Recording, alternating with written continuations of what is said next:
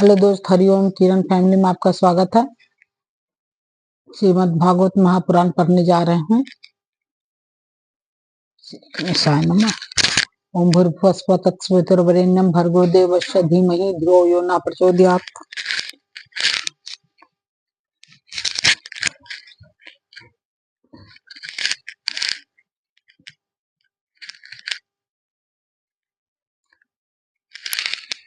श्री राधा कृष्णाभ्याम नमः। श्रीमद् भागवत महापुराण प्रथम खंड।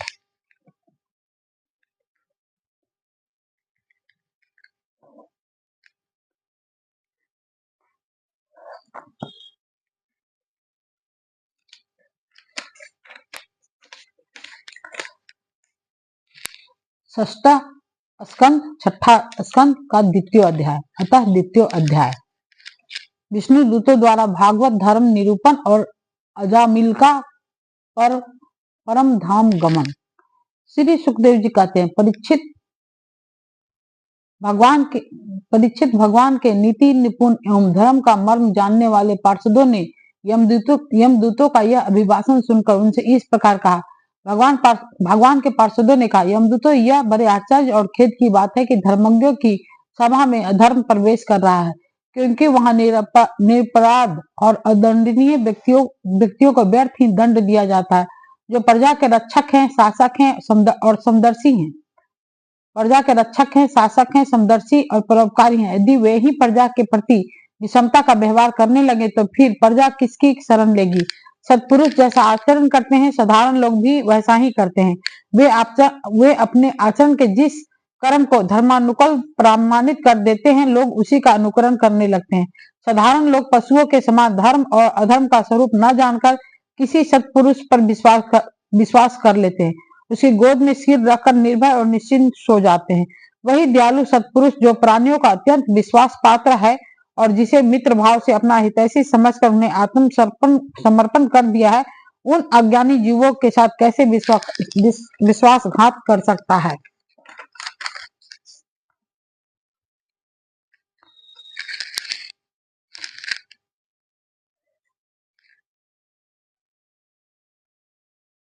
यमदूतों, इसने कोटि कोटि जन्मों के पाप राशि का पूरा प्रायश्चित कर लिया है, क्योंकि इसने विवश होकर ही सही भगवान के परम कल्याण में मोक्षप्रद नाम का उच्चारण तो किया। जिस समय इसने नारायण इन 4 अक्षरों का उच्चारण किया, उसी समय केवल इतने ही से इस पापी के समस्त पापों का प्रायश्चित हो गया।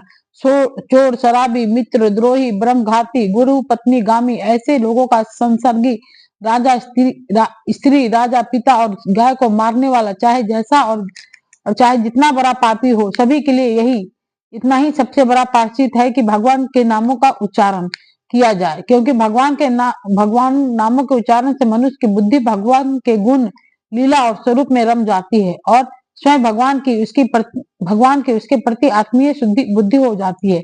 बड़े बड़े ब्रह्मवादी ऋषियों ने पापों के बहुत से प्रायश्चित कृच्छ, चंद्रायन आदि व्रत बतलाए हैं, परंतु उन प्रायश्चितों से पापी की वैसी जड़ से शुद्धि नहीं होती जैसे भगवान के नामों का उनसे गुम्फित पदों का उच्चारण करने से होती है, क्योंकि ये नाम पवित्र कीर्ति भगवान के गुणों का ज्ञान कराने वाले हैं। इस प्रसंग में नाम व्यवहार का अर्थ है नामोच्चारण मात्र ही है। भगवान श्री कृष्ण कहते हैं, यद गोविंदेति चुक्रोश कृष्णा माम दुर्वासिनम दिन में तत् प्रवृद्धम में हृदयानाप शरपति। इसको बाद में सुनाएंगे।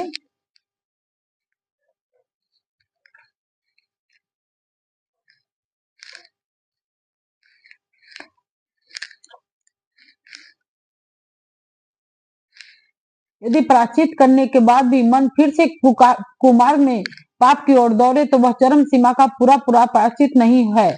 इसलिए जो लोग ऐसा प्रायश्चित करना चाहे कि जिससे पाप कर्मों और वासनाओं का जड़ ही उखड़ जाए, उन्हें भगवान के गुणों का ही गान करना चाहिए, क्योंकि उनसे चित्त सर्वथा शुद्ध हो जाता है। इसलिए यमदूतों, तुम लोग अजमिल को मत ले जाओ, इसने सारे पापों का प्रायश्चित कर लिया है, क्योंकि इसने मरते समय भगवान के नाम का उच्चारण किया है। बड़े बड़े महात्मा पुरुष यह बात जानते हैं कि संकेत में, किसी दूसरे अभिप्राय से, परिहास में, तान अलापने में अथवा किसी के अवहेलना करने में भी यदि कोई भगवान के नामों का उच्चारण करता है तो उसके सारे पाप नष्ट हो जाते हैं। जो मनुष्य गिरते समय, पैर फिसलते समय, अंग भंग होते समय और सांप के डसते, आग के जलते और चोट लगते समय भी विवशता से हरि हरि कहकर भगवान के नामों का उच्चारण कर लेता है, वह यम यातना का पात्र नहीं रह जाता। महर्षियों ने जानबूझकर बड़े पापों के लिए बड़े और छोटे पापों के लिए छोटे प्रायश्चित बतलाए हैं। इसमें संदेह नहीं है कि उन तपस्या, दान, जप आदि प्रायश्चितों के द्वारा वे पाप नष्ट हो जाते हैं, परंतु उन पापों से मलिन हुआ उसका हृदय शुद्ध नहीं होता। भगवान के चरणों की सेवा से वह भी शुद्ध हो जाता है। यमदूतों जैसे जान या अनजान में ईंधन से अग्नि का स्पर्श हो जाए तो वह भस्म हो ही जाता है, वैसे ही जानबूझकर या अनजान में भगवान के नामों का संकीर्तन करने से मनुष्य के सारे पाप भस्म हो जाते हैं।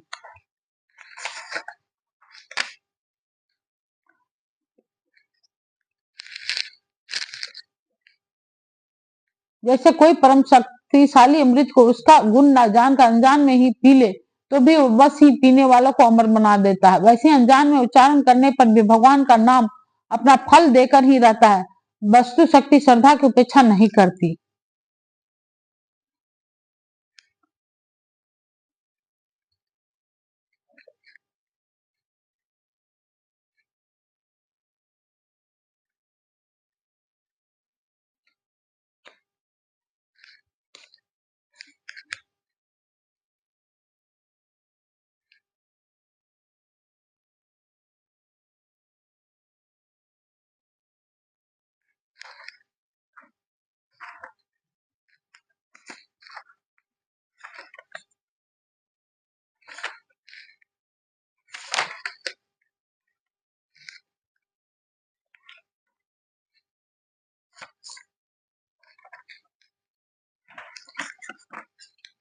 श्री सुखदेव जी कहते हैं, राजन, इस प्रकार भगवान के पार्षदों ने भगवत धर्म का पूरा पूरा निर्णय सुना दिया और अजामिल को यमदूत के पास से छुड़ाकर मृत्यु के मुख से बचा लिया। प्रिय परीक्षित, पार्षदों की यह बात सुनकर यमदूत यमराज के पास गया और उन्हें यह सारा वृत्तांत ज्यों का त्यों सुना दिया। अजमिल यमदूतों के फंदे से छूटकर निर्भय और स्वस्थ हो गया। उसने भगवान के पार्षदों के दर्शन जनित आनंद में मग्न होकर उन्हें सिर झुकाकर प्रणाम किया। निष्पाप परीक्षित, भगवान के पार्षदों ने देखा कि अजमिल कुछ कहना चाहता है, तब वे सहसा उसके सामने ही वहां अंतर्धान हो गए। इस अवसर पर अजमिल ने भगवान के पार्षदों से विशुद्ध भागवत धर्म और यमदूते के मुख से वेदोक्त सगुण प्रवृत्ति विषयक धर्म का श्रवण किया था। सर्व पापाहारी भगवान की महिमा सुनने से अजमिल के हृदय में शीघ्र ही भक्ति का उदय हो गया। अब उसे अपने पापों को याद करके बड़ा पश्चाताप होने लगा। अजमिल मन ही मन सोचने लगा, अरे मैं कैसा इंद्रियों का दास हूँ। मैंने एक दासी के गर्भ से पुत्र उत्पन्न करके अपना ब्राह्मणत्व नष्ट कर दिया। यह बड़े दुख की बात है। धिक्कार है, मुझे बार बार धिक्कार है। मैं संतों के द्वारा निंदित हूँ, पापात्मा हूँ। मैंने अपने कुल में कलंक का टीका लगा दिया। हाय हाय, मैंने अपनी सती और बौद्ध पत्नी का परित्याग कर दिया और शराब पीने वाली कुल्टा का संसर्ग किया। मैं कितना नीच हूँ। मेरे माँ बाप बूढ़े और तपस्वी थे। मैं सर्वथा असहाय था। उनकी सेवा शुश्रूषा करने वाला और कोई नहीं था। मैंने उनका भी परित्याग कर दिया। ओह, मैं कितना कृतज्ञ हूँ। मैं अब अवश्य अत्यंत भयावह नरक में गिरूंगा, जिसमें गिरकर धर्म घाती पाप आत्मा कामी पुरुष अनेकों प्रकार की यम यातना भोगते हैं। मैंने अभी जो अद्भुत दृश्य देखा, क्या यह स्वप्न है अथवा जागृत अवस्था का ही प्रत्यक्ष अनुभव है? अभी भी जो हाथों में फंदा लेकर मुझे खींच रहे थे वे कहाँ चले गए? अभी अभी वे मुझे अपने फंदों में फंसाकर पृथ्वी के नीचे ले जा रहे थे, परंतु चार अत्यंत सुंदर सिद्धों ने आकर मुझे छुड़ा लिया। वे अब कहाँ चले गए? यद्यपि मैंने इस जन्म का महापापी हूँ, फिर भी मैंने पूर्व जन्मों में अवश्य ही शुभ कर्म किए होंगे, तभी तो मुझे इन श्रेष्ठ देवताओं के दर्शन हुए। उनकी स्मृति से मेरा हृदय अभी भी आनंद से भर गया।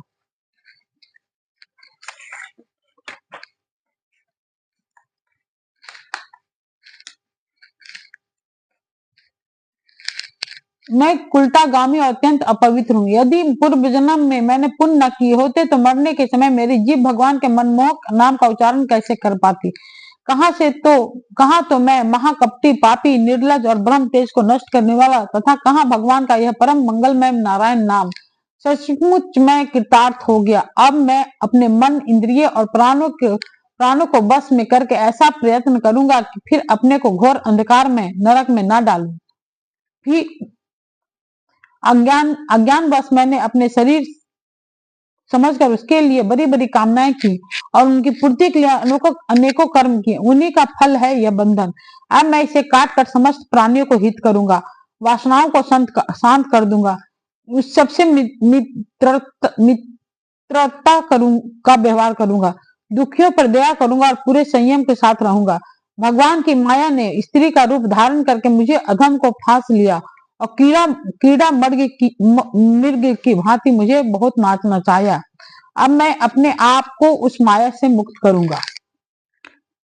मैंने सत्य वस्तु परमात्मा को पहचान लिया है। अतः अब मैं शरीर आदि में मैं तथा मेरे का भाव छोड़कर भगवान नाम के कीर्तन आदि से अपने मन को शुद्ध करूंगा और उसे भगवान में लगाऊंगा। श्री सुखदेव जी कहते हैं, परीक्षित, उन भगवान के पार्षद महात्माओं का केवल थोड़ी ही देर के लिए सत्संग हुआ था। इतना ही से ही अजमिल के चित्त में संसार के प्रति तीव्र वैराग्य हो गया। वे सबके बंधन मोह को छोड़कर हरिद्वार चले गए। उस देवस्थान में जाकर वे भगवान के मंदिर में आसन से बैठ गए और उन्होंने योग मार्ग का आश्रय लेकर अपनी सारी इंद्रियों को विषय से हटाकर मन में लीन कर लिया और मन को बुद्धि से मिला लिया। इसके बाद आत्मचिंतन के द्वारा उन्होंने बुद्धि को विषय से पृथक कर लिया तथा भगवान के धाम अनुभव स्वरूप पर ब्रह्म में जोड़ लिया।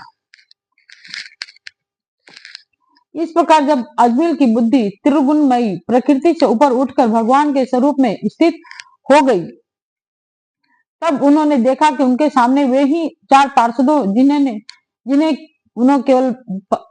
उन्होंने पहले देखा था खड़े हैं। अजमिल ने सिर झुकाकर उन्हें नमस्कार किया तथा दर्शन पाने के बाद उन्होंने उस तीर्थ स्थान में गंगा के तट पर अपना शरीर त्याग दिया और तत्काल भगवान के पार्षदों का स्वरूप प्राप्त कर लिया। अजमिल भगवान के पार्षदों के साथ स्वर्णमय विमान पर आरूढ़ होकर आकाश मार्ग से भगवान लक्ष्मीपति के निवास स्थान बैंकुंठ को चले गए। परीक्षित, अजमिल ने दासी का सहवास करके सारा धर्म चौपट कर लिया था। वे अपने निंदित कर्म के साथ कारण पतित हो गए थे। नियमों से च्युत हो जाने के कारण उन्हें नरक में गिराया जा रहा था, परंतु भगवान के एक नाम का उच्चारण करने मात्र से उनसे तत्काल मुक्त हो गए। जो लोग इस संसार बंधन से मुक्त होना चाहते हैं उनके लिए अपने चरणों के स्पर्श से तीर्थों को भी तीर्थ बनाने वाले भगवान के नाम से बढ़कर और कोई साधन नहीं है, क्योंकि भगवान का आश्रय लेने से मनुष्य का मन फिर कर्म के पचड़ों में नहीं पड़ता। भगवान के नाम के अतिरिक्त और किसी प्राचित का आश्रय लेने पर मन रजोगुण और तमोगुण से ग्रस्त ही रहता है तथा पापों का पूरा नाश नहीं होता। परीक्षित, यह इतिहास अत्यंत गोपनीय और समस्त पापों का नाश करने वाला है। जो पुरुष श्रद्धा और भक्ति के साथ इसका श्रवण कीर्तन करता है वह नरक में कभी नहीं जाता। यमराज के दूत तो आंख उठाकर उसकी ओर देख तक नहीं सकते।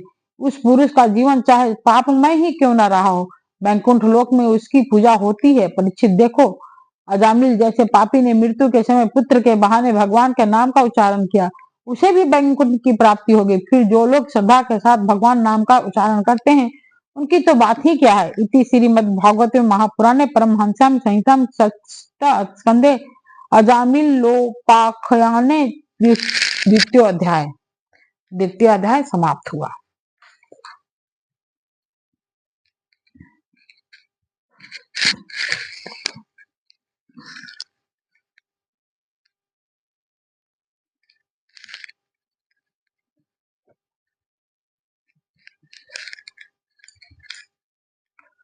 तृतीय अध्याय।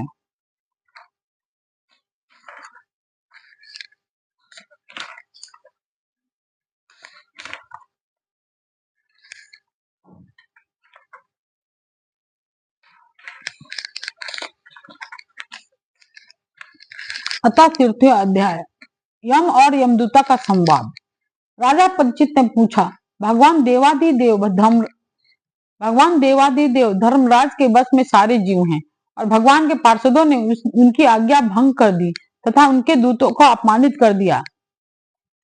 जब उनको उनके दूतों ने यमपुरी में जाकर उनसे अजमूल का वृत्तांत कह सुनाया, तब सब कुछ सुनकर उन्होंने अपने दूतों से क्या कहा, ऋषिवर, मैंने पहले यह बात कभी नहीं सुनी कि किसी ने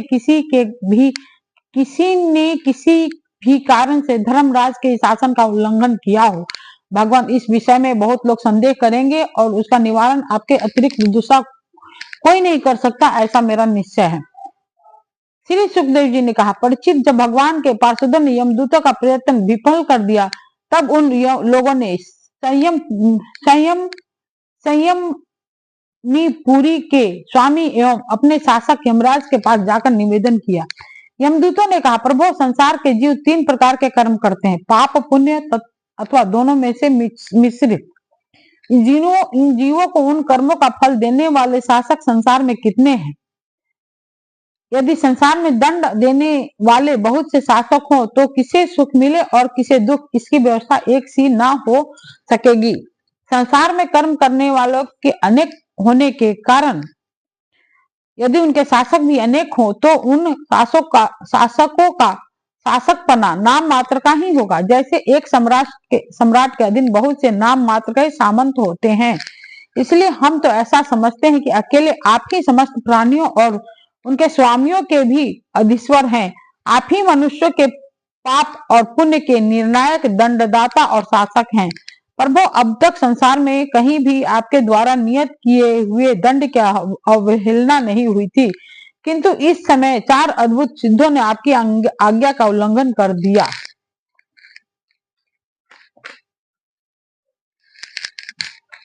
प्रभु, आपकी आज्ञा से हम लोग एक पापी को यातना गृह की ओर ले जा रहे थे, परंतु उन्होंने बलपूर्वक आपके फंदे काटकर उसे छुड़ा दिया। हम आपसे उनका रहस्य जानना चाहते हैं। यदि आप हमें सुनने का अधिकारी समझे तो कहें। प्रभु, बड़ी ही आश्चर्य की बात हुई कि इधर तो आजमिल के मुंह से नारायण यह शब्द निकला, उधर वे डरो मत कहते हुए झटमट वहां आ पहुंचे। सुखदेव जी कहते हैं, जब दूतों ने इस प्रकार का प्रश्न किया, तब देव शिरोमणि प्रजा के शासक भगवान यमराज ने प्रसन्न होकर श्री हरि के चरण कमलों का स्मरण करते हुए उनसे कहा। यमराज ने कहा, दूतों, मेरे अतिरिक्त एक और ही चराचर जगत के स्वामी है। उन्हीं में यह संपूर्ण जगत सूत्र में वस्त्र के समान ओतप्रोत है। उन्हीं के अंश ब्रह्मा, विष्णु, शंकर इस जगत की उत्पत्ति, स्थिति तथा प्रलय करते हैं। उन्होंने इस सारे जगत को नथे हुए बैल के समान अपने अधीन कर रखा है। मेरे प्यारे दूतों, जैसे किसान अपने बैलों को पहले छोटी छोटी रस्सियों से बांधकर फिर उन रस्सियों को एक बड़ी आरी रस्सी से बांध देते हैं, वैसे ही जगदीश्वर भगवान ने ब्राह्मण आदि वर्ण और ब्रह्मचर्य आदि आश्रम रूप छोटी छोटी नाम की रस्सियों में बांधकर फिर वे सब नामों को वेद वाणी रूप बड़ी रस्सी में बांध रखा है। इस प्रकार सारे जीव नाम एवं कर्म रूप बंधन में बंधे हुए भयभीत होकर उन्हें ही अपना सर्वस्व भेंट कर रहे हैं। दूतों में इंद्र, ऋति, वरुण, चंद्रमा, अग्नि, शंकर, वायु, सूर्य, ब्रह्मा, 12 आदित्य, विश्वेता, 8 वसु, साध्य, 49 मरुत, सिद्ध, 11 रुद्र, रजोगुण एवं तमोगुण से रहित भृग आदि प्रजापति और बड़े बड़े देवता सब के सब सत्व प्रधान होने पर भी उनकी माया के अधीन है तथा भगवान कब क्या किस रूप में करना चाहते हैं इस बात को नहीं जानते, तब दूसरों की तो बात ही क्या है।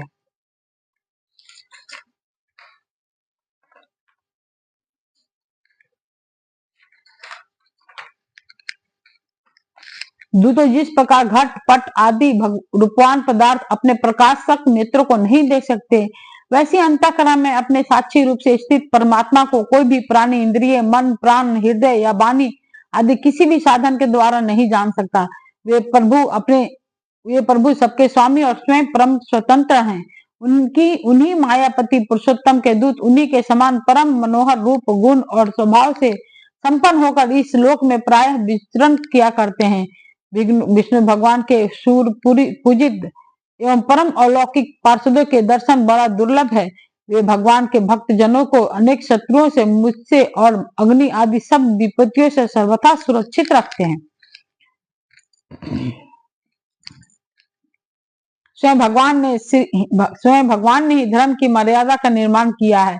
उसे न तो ऋषि जानते हैं और न देवता या सिद्धगण ही। ऐसे स्थिति में मनुष्य विद्याधर, चारण और असुर आदि तो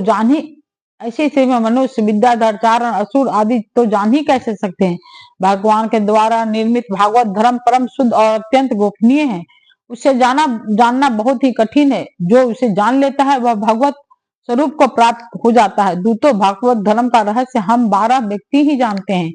ब्रह्मा जी, देव ऋषि नारद, भगवान शंकर, सनत कुमार, कपिल देव, स्वयंभू, मनु, प्रहलाद, जनक, पितामह, बलि, सुखदेव और मैं धर्मराज। इस जगत में जीवों के लिए बस यही सबसे बड़ा कर्तव्य परम धर्म है कि वे नाम कीर्तन आदि उपायों से भगवान के चरणों में भक्ति भाव प्राप्त कर ले। किंतु दूतों, भगवान के नामोच्चारण की महिमा तो देखो। आजमिल जैसा पापी भी एक बार नामोच्चारण करने मात्र से मृत्यु पास से छुटकारा पा गया। भगवान के गुण, लीला और नामों का भली भांति कीर्तन मनुष्य के पापों का सर्वथा विनाश कर दे। यह कोई उसका बहुत बड़ा फल नहीं है। चित्त में अपने पुत्र का नाम नारायण उच्चारण किया। इस नाम भास मात्र से ही उसके सारे पाप तो छिन्न हो ही गए, मुक्ति भी प्राप्त हो गई। बड़े बड़े विद्वान की बुद्धि कभी भगवान की माया से मोहित हो जाती है। वे कर्मों के मीठे मीठे फलों का वर्णन करने वाली अर्थवादी रूपनी वेदवाणी में ही मोहित हो जाते हैं और यज्ञ आदि बड़े बड़े कर्मों में ही संलग्न रहते हैं तथा इस सुगम भगवान नाम की महिमा को नहीं जानते। यह कितने खेद की बात है। प्रिय दूतों, बुद्धिमान पुरुष ऐसा विचार भगवान के अनंत में ही संपूर्ण अंतःकरण से अपना भक्तिभाव समर्पित करते हैं। वे मेरे दंड के पात्र नहीं है। पहली बात तो यह है कि वे पाप करते ही नहीं, परंतु यदि कदाचित संयोग बस कोई पाप बन भी जाए तो उसे भगवान का गुणगान तत्काल नष्ट कर देता है। जो समदर्शी साधु भगवान को ही अपना साध्य और साधन दोनों समझकर उन पर निर्भर है, बड़े बड़े देवता और सिद्ध उनके पवित्र चरित्रों का प्रेम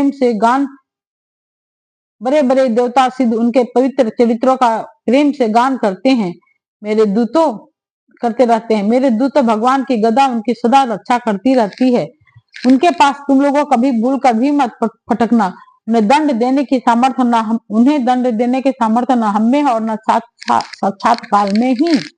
बड़े बड़े परमहंस दिव्य रस के लोभ से संपूर्ण जगत और शरीर आदि से भी अपनी अहंता ममता हटाकर किंचन होकर निरंतर भगवान मुकुंद के पदारविंद का मकरंद रस पान करते रहते हैं। जो दुष्ट उस दिव्य रस से विमुख हैं और नरक के दरवाजे घर गृहस्थी का तृष्णा का बोझा मान कर उसे ढो रहे हैं, उन्हीं को मेरे पास बार बार लाया करो।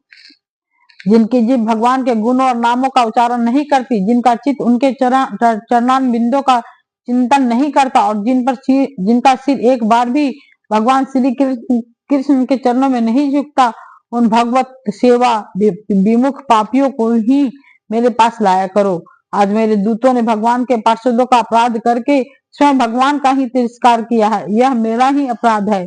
पुराण पुरुष भगवान नारायण हम लोगों का यह अपराध क्षमा करें। हम अज्ञानी होने पर भी उनके निज जन और उनकी आज्ञा पाने के लिए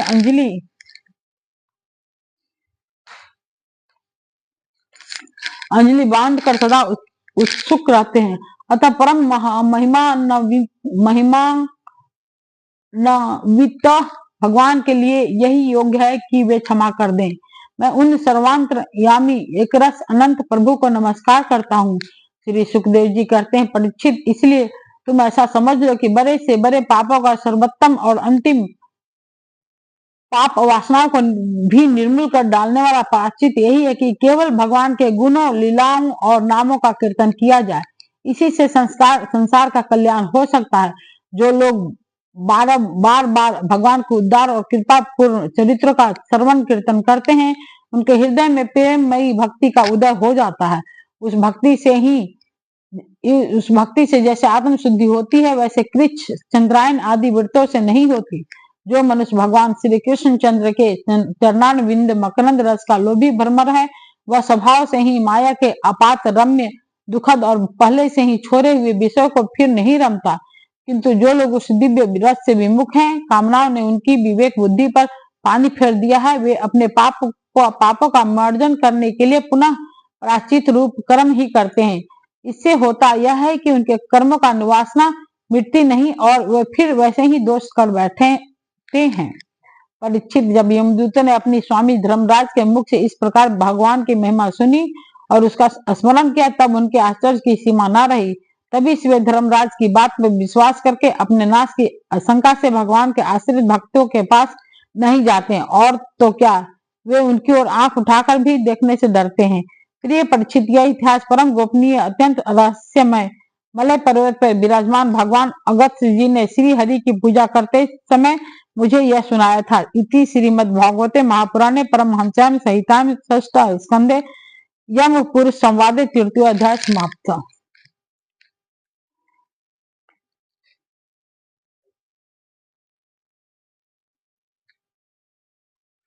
कल पढ़ेंगे चतुर्थो अध्याय, दक्ष के द्वारा भगवान की स्तुति, भगवान का प्रादुर्भाव।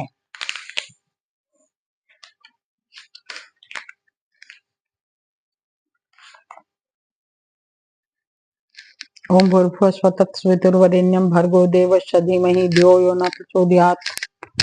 ठीक है दोस्त, हरि ओम।